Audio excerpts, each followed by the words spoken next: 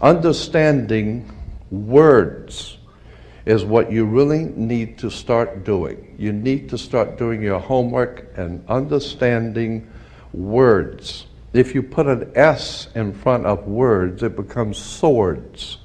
And that's what words are. They're cutting. They can cause you great trouble.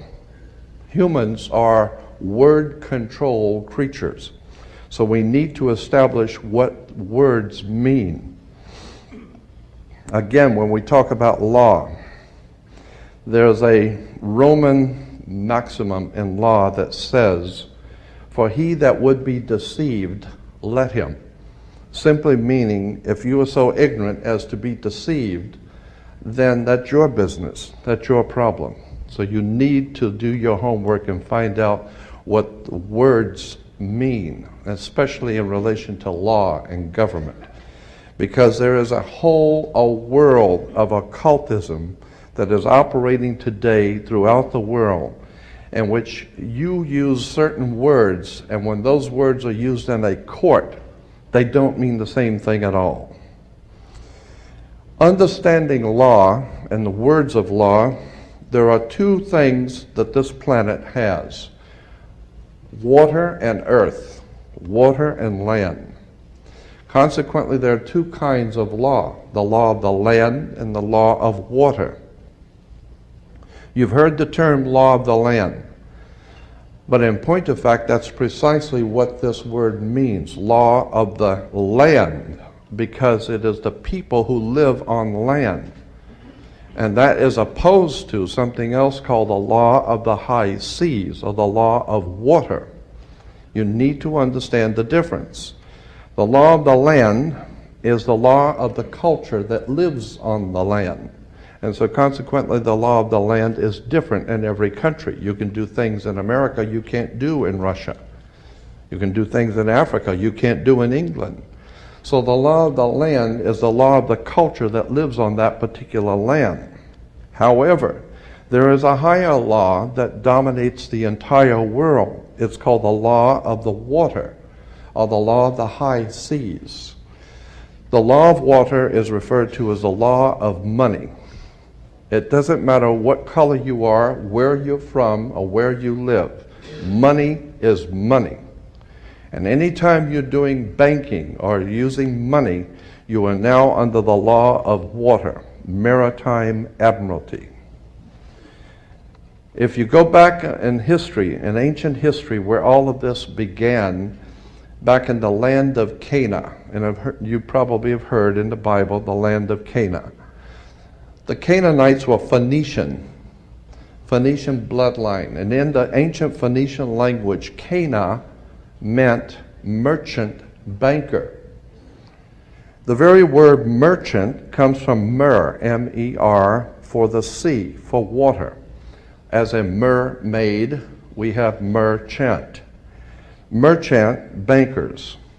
Let me give an example of the difference between the law of water and the law of the land. The law of water, as I said, is a law of banking, money, as opposed to the law of the custom of the people, or the law of the land.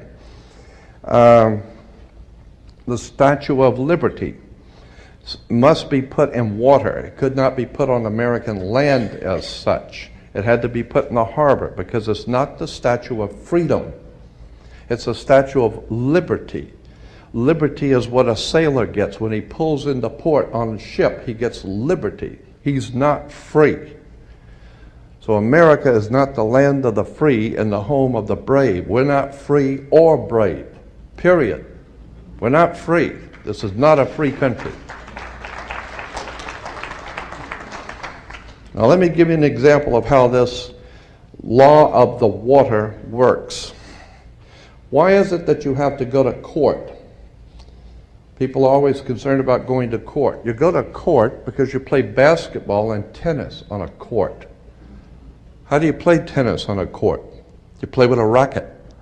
Why? Because that's what it is. It's a racket. And make no mistake, they do not pick words by chance. These words are very serious. They do not use words in terms with no avail. These words are very important. When you go into a court, what's the idea of going to court? It's a game, like basketball. The whole idea in a court is to put the ball back in the other guy's court. One team gets up and they throw the ball over to that team of lawyers. That team gets up and throws the ball back into their court. And consequently, it's a ball game.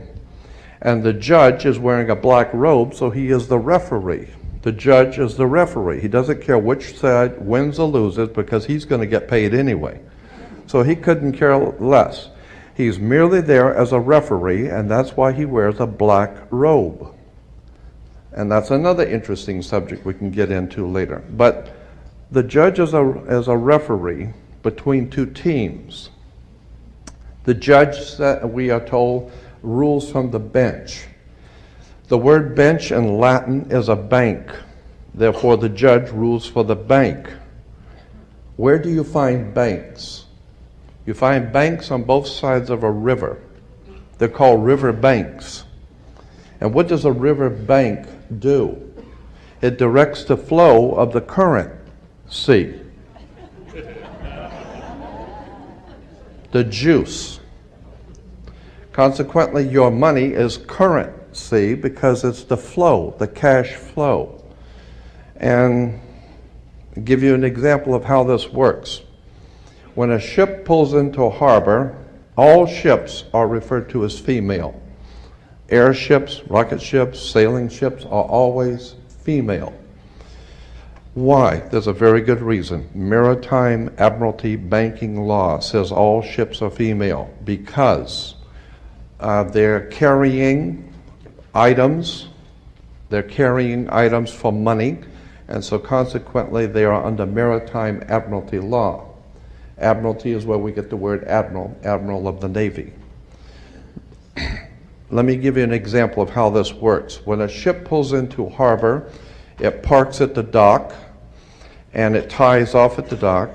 The captain has to provide for the port authorities a certificate of manifest, because yesterday the ship was not here, but this morning the ship pulled in, so it has manifested.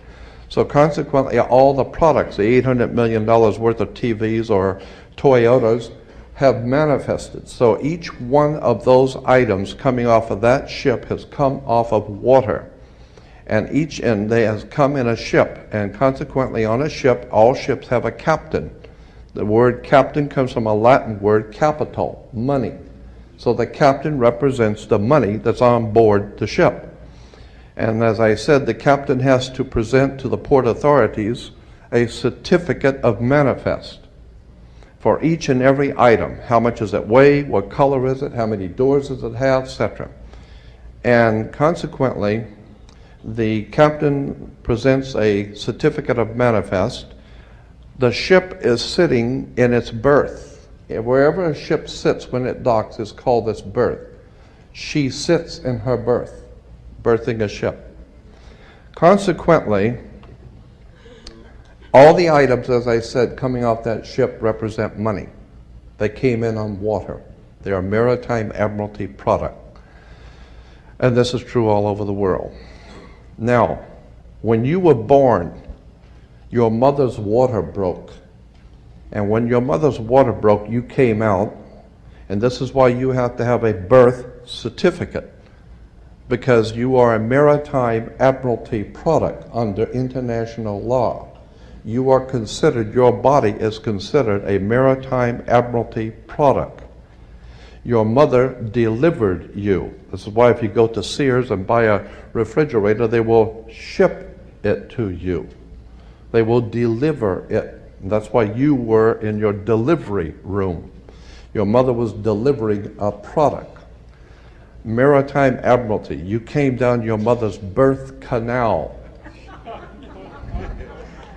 And once you, and as you're taking one of the televisions or the cars off the ship and it falls down and breaks, that's all right. Sometimes they're stillborn, so consequently you've lost money on that one. Therefore, you have to have a death certificate, and it's always signed by the dock. The doc has to sign your birth certificate and your death certificate. All of these words and terms are maritime admiralty banking words. And therefore, if you understand lawyers and judges and courts and government are all under international maritime admiralty law. All religions, all churches in the world operate under maritime law. This is why all churches are divided into denominations, like 20s and 50s and 100s. Serious. This is why they're called denominations, because all churches are nothing more than the product of maritime admiralty banking. It's an extraordinary story of occult treason, high treason and crimes against the state. Make no mistake about it, there has never been a country on the face of the earth as far back into history as you can go. There has never existed a country in which the people rose up and demanded their right to be free. Never. The concept of human, spiritual, intellectual, and physical freedom is a totally concept that has never, ever existed on the earth. The only time that has ever come into existence was the founding of this country, where it was understood that we were sovereigns and we owned our bodies, and consequently, since 1868, we're now on the International Maritime Admiralty Law. Think about this. When cowboys in Indian movies, when the cowboys would ride into town, they'd get off the horse, they were wearing guns. How come they could walk into a bar carrying guns?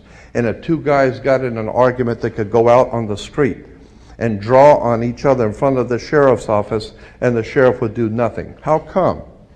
How come that men could go out in the street and shoot each other in front of everyone and had nothing be done about it? The reason why is because before 1868, all Americans were considered sovereigns. And that's one of the nice things about being a sovereign, is you have the right to be yourself. And consequently, you need to understand that in one last point I'm going to make before I introduce your speaker, that in 1868 there was a corporation founded. Anyone can incorporate a company. Well, in 1868 there was a company incorporated. And in that particular company, the founders of that company called it, they referred to it as the United States Corporation. And they stipulated that anybody who would be a member of that corporation or work for that corporation would be called not an employee, but a citizen. So today, if you are asked, are you a citizen of the United States, what you think you're being asked is, are you lawfully in this country to do business? That's not lawfully what's being asked. They didn't ask you if you were in America lawfully. They ask you a specific question. Are you, of your own volition, out of your own mouth, testifying that you are a citizen of the United States? Because in that way, citizen of the United States means you are an employee of a foreign corporation operating on the international maritime law. So today, the President of the United States is the President of a privately owned company. The company is called United States.